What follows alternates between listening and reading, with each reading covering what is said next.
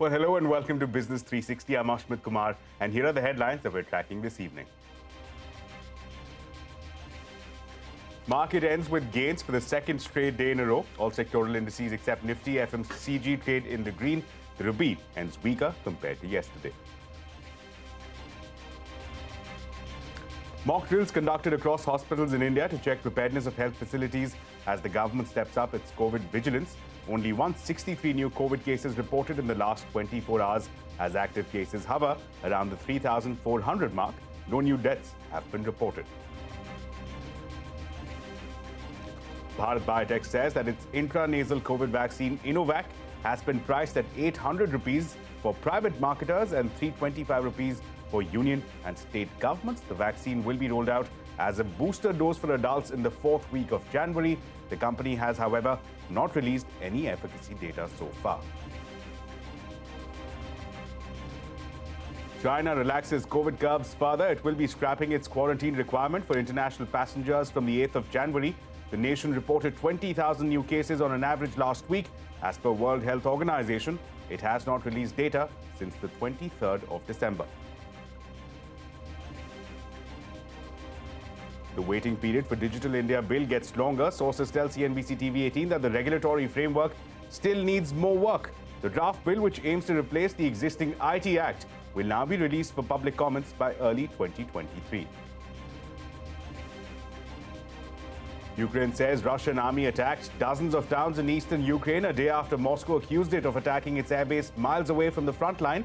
Minister Lavrov issues an ultimatum, asks Ukraine to surrender Russian-controlled territories. Ukrainian President Zelensky says nearly 9 million people remain without electricity. North India, in the midst of a cold wave, Delhi witnesses one of its coldest December in years on Monday. The Met Department has said that the situation might be improving in the next 2 days, but predicted fresh spell of cold wave during New Year's.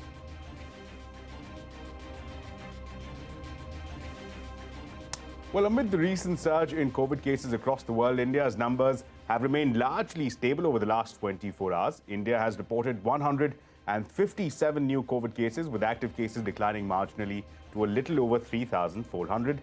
Close to 50,000 COVID detection tests were conducted in the last 24 hours. Meanwhile, Bharat Biotech has announced the pricing of its nasal COVID vaccine Innovac.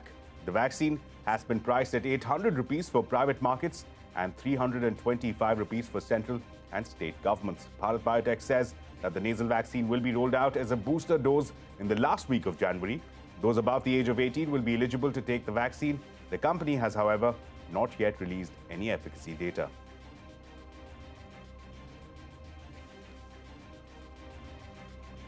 Well, staying with COVID updates, mock drills were conducted at hospitals across India to check for preparedness of health facilities amidst a rise in COVID cases in several nations. The government has already clarified that there is no need for panic and that measures are only precautionary in nature. Health Minister Mansukh Mandavia was at Delhi Safdarjung Hospital to oversee these drills.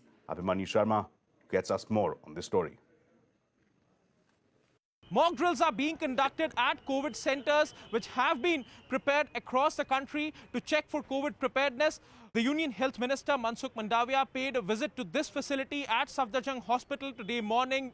Several states have made such facilities where respective state health ministers are paying a visit to check for COVID preparedness. Though the situation is not severe as of now, it's not alarming. However, the governments are taking rearguard action to ensure that there is ample preparedness if at all there is a rise in positivity of COVID cases. जो Covid के लिए हैं 200 beds हमने रखे हैं, उसमें 44 bed तो बेकशिफ्ट hospital में ही हैं, जिसके अंदर सभी फैसिलिटी हमने यहाँ क्रिएट की है. पेशेंट का एग्जामिनेशन हो या उनका सैंपल लेना हो, टेस्टिंग करना हो, ऑक्सीजन लगाना हो या वेंटिलेटर पे जाना हो पेशेंट को अगर जरूरत पड़े, सब चीज़ें हमने मेकशिफ्ट हॉस्पिटल में तैयार की हैं. The makeshift facility we are standing at right now comprises of different sections. This is the triage area where any new patient is brought in, and based on the severity of the COVID case and symptoms, the patients are segregated. The ones who are asymptomatic are sent to the usual COVID wards, whereas the ones who are displaying extremely severe symptoms are sent to the SARI ward. If this patient is asymptomatic or only has mild fever, the patient goes to COVID ward and is managed symptomatically. But if this patient is becoming short of breath or requires high oxygen or ventilatory support, we take the patient directly to the COVID ICU. So clearly, COVID preparedness is being looked upon not just by the center and states, but also at an individual hospital level. And doctors are making sure that ample machines, drugs and procedures are in place. Well, let's shift focus now to China. In a complete reversal in its strategy, China has announced more steps to relax its COVID curbs. In a latest, China's National Health Commission has announced it will be dropping COVID quarantine requirements for international passengers, which includes testing and centralized isolation. Travelers who produce negative test results 48 hours before departure can enter the country without applying for the Green Health Code. The relaxations will come into effect from the 8th of January. However, the NHC spokesperson has said that they will continue to step up vaccination for the elderly and children, and that they will be focusing on meeting the medical needs of the general public. To robustly prepare health resources with a focus on meeting the medicine needs of the general public, striving out to protect the key groups, including the elderly and children. In particular, we will step up the vaccination of the oldest citizens, and we will earnestly enhance the pandemic response in rural areas. Categorizing and managing COVID-19 as type 2 infectious disease will still need the strong support from the general public.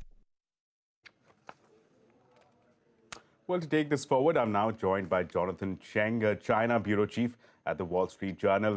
Jonathan, thank you so much for joining us. First question, Xi Jinping has been quoted to say that there is a new situation facing us with new tasks. We've seen these relaxation in terms of travel quarantine requirements. We've also seen, in fact, public messaging coming in from health officials talking about how this Omicron variant is not as lethal, is not as harmful for the general public. What are we seeing here? Are we seeing China trying to downgrade the effects of this pandemic, of this virus, at a time when there's unprecedented explosion of cases? Yeah, you're right. The timing of it is certainly unusual. Many health experts have been saying for a very long time that we expected to see China eventually make this pivot, but I don't know that we expected it to happen in the middle of winter. And as you note, Xi Jinping has come out and said that there's a new situation, but this is the first he's acknowledged this reality in the past couple of weeks, because already we've seen quite a shift in policy since the beginning of December.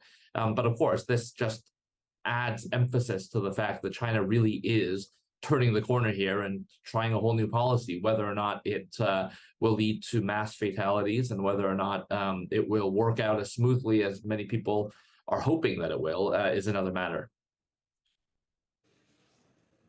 Sure. Interesting to point out some of the visuals that we're beginning to get out of Beijing and Shanghai. We're seeing public transport fully occupied, people busy on the streets. We're also getting reports from areas such as Chongqing and Xinjiang, where people, despite being asymptomatic or despite having mild symptoms, are being asked to return to work. Is this a situation where the general public perhaps does feel that it's better to, in fact, make peace with this pandemic rather than to have the strict restrictions that we'd seen in the recent past? Well, you really have both impulses that are quite strong. On the one hand, for 3 years with the zero COVID policy, I think a lot of people were just ready to move on. And on the other hand, you had this message from the government that was so strong for 3 years that this is a virus we have to be very careful about. We have to crush it everywhere it appears. So to try and reconcile those two is quite difficult. And, I think one simple way of trying to divide it is that, if you're younger, if you're healthier, if you've had your vaccinations, if you're reliant on tourism or on restaurants or on service sector jobs for your livelihood, then you're going to have to take those risks because you need to feed your family, you need to feed yourself. Now, households that have elderly people in them, which of course is most households, there may be a little bit of a complication there in that elderly people in China are the most vulnerable. Many of them have not been vaccinated to the same degree that others have been. And of course, in the depths of winter with people who are 80 years and older, you would expect them to be the most vulnerable in any country, in any situation. And so I went and visited 3 hospitals in Beijing yesterday, went to the ICUs, and there the scene was quite grim. I mean, you really saw elderly people lying in cots in the hallway of hospitals. People are not getting treatment for many hours. They have oxygen tanks, IV drips, and all this other stuff. So, you know, on the one hand, people are going to work, people are going to restaurants, people are going to cafes and bars again. But on the other hand, if you go to the hospitals, you can see that that is also part of the equation here. So let's also factor in some of the triggers that we're expecting. The Lunar New Year is about 3 weeks away from now. There is an expected move of migrant workers in the millions from infected urban centers to less affluent cities towards the interiors. Is that expected to only aggravate the situation on the ground? The numbers are already overwhelming. Will it get worse? Well, I think it definitely has that risk. If people are sick at the time of Lunar New Year, they probably won't be wanting to get on a train or on a plane or on a bus because they're just not in that condition. On the other hand, I think a lot of people here have seen Lunar New Year been denied them for the last 2 years, and I think are really, really keen to go home. Now, for many people in China, they work frequently in a province different from the province where they're from and from where their family is. And so many of them, this is the one time of year that they get to go home. And as I mentioned, many of them didn't get the chance to do that in 2020 or in 2021, or in many cases in 2022 as well. And so many of them are going to really want to go home, even if the risks are higher. And of course, when you take the population of China and you do the math, it's a lot of people that could potentially be infected. Sure. Let's talk about the political overtones here. We initially saw a very tight regime where we had COVID restrictions in place, the zero COVID policy. Then we saw protests being sparked that were likened to the Tiananmen Square protests. And subsequently, we see now a dismantling of that earlier regime, a U-turn of sorts. What does this entail for the political fortunes of Xi Jinping going forward? Well, it really depends on whether or not they can stick this landing, as it were. You know, I think there's little debate within China. Others may disagree, but there's little debate within China that 2020 and 2021 were very good years for China, with the exception of the initial few weeks in Wuhan when everybody around the world was confused and didn't quite know what this virus was. The rest of 2020 was actually very good. You couldn't leave the country, but you could travel freely, and the economy roared back to life, and that mostly continued in 2021. I think a lot of the frustration that you describe is really from 2022, watching the rest of the world open up, looking at this Omicron variant, which spreads a lot more quickly, but is believed to be less serious for many people. You put that all together, and I think a lot of people in China were wondering all year long, when are we going to be able to rejoin the global economy? When are we going to be able to have our lives back again? And as I mentioned, I don't know that anyone expected it to happen quite as quickly as it did, but whether or not we see more families who lose loved ones, perhaps they feel unnecessarily because things happen too quickly, that will have political ramifications. Of course, the flip side of it is that because Chinese people are going to be very cautious coming out of this, perhaps the number of deaths won't be to the same proportion as in other places, because we've had the experience of other countries and their examples, and we have had 3 years of very, very strong messaging saying, be careful when you're in a public place, take precautions, and perhaps that will work. And maybe we get to the spring, people are feeling good, the economy is coming back, and maybe not as many people died as is feared. So that's really what I think the outlook could be, but we really don't know what exact scenario we're going to get.